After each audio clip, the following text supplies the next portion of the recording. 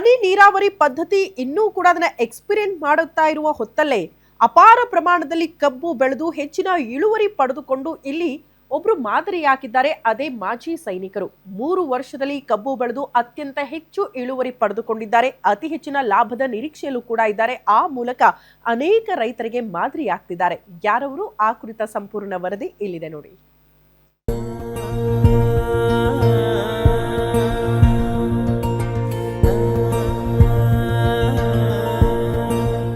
ವಿಜಯಪುರ ಜಿಲ್ಲೆಯ ನಿಡಗುಂದಿ ತಾಲೂಕಿನ ಗೋಳಸಂಗಿ ಗ್ರಾಮದ ಮಾಜಿ ಸೈನಿಕ ಕಬ್ಬು ಬೆಳೆಯಲ್ಲಿ ಸಾಧನೆ ಮಾಡಿದ್ದಾರೆ.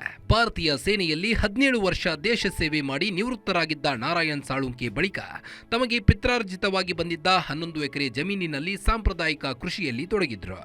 ಈ ಹಂತದಲ್ಲಿ ತಮ್ಮ ಸುತ್ತಲಿನ ರೈತರು ಕಬ್ಬು ಬೆಳೆಯುವುದನ್ನು ಕಂಡು ತಾವು ಕೂಡ ಕಬ್ಬು ಬೆಳೆಯಲು ಮುಂದಾದ್ರು.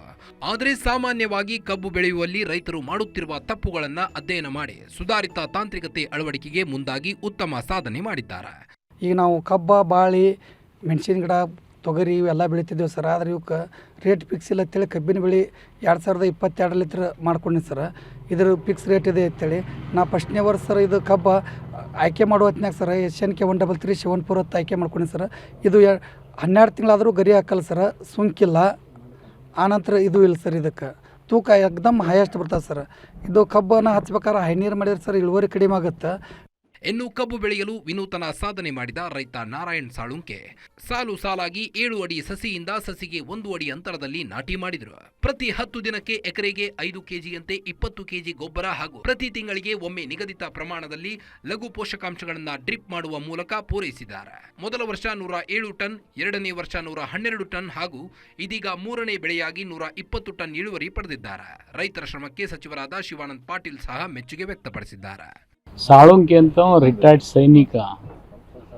6 ಎಕರೆ ಜಮೀನು, ಬರೀ 6 ಎಕರೆ ಇದೆ. 6 ಎಕರೆನಲ್ಲಿ 3 ವರ್ಷ 3 ಕುಳಿ ತೆಗೆದಿದ್ದಾನೆ. 1 ವರ್ಷಕ್ಕೆ 110 ಟನ್ನು 120 ಟನ್ ತೆಗ್ದಾನೆ. ಈ ಸರ್ತಿ ಇನ್ನೂ ಹೆಚ್ಚಾಗ್ಬೋದು ಅಂತೇಳಿ 3ನೇ ವರ್ಷ ತೆಗೆದ್ರು. ಮತ್ತು 5 ವರ್ಷ 6 ವರ್ಷ ಅದೇ ನಾಟಿ ಕಂಟಿನ್ಯೂ ಮಾಡ್ತಾನೆ. ಅದರಿಂದ ಕಾಸ್ಟ್ ಆಫ್ ಕಲ್ಟಿವೇಷನ್ ಕಡಿಮೆ ಆಗುತ್ತೆ. ಇದು ಒಂದು. ಎರಡನೇದು, ಅವನು ಏನು ಬೆಳೆ ಬೆಳೀತಾ ಇದ್ದಾನೆ ಭಾಳ ಆಧುನಿಕ ಪದ್ಧತಿ ಅಳವಡಿಸ್ಕೊಂಡಿದ್ದಾನೆ.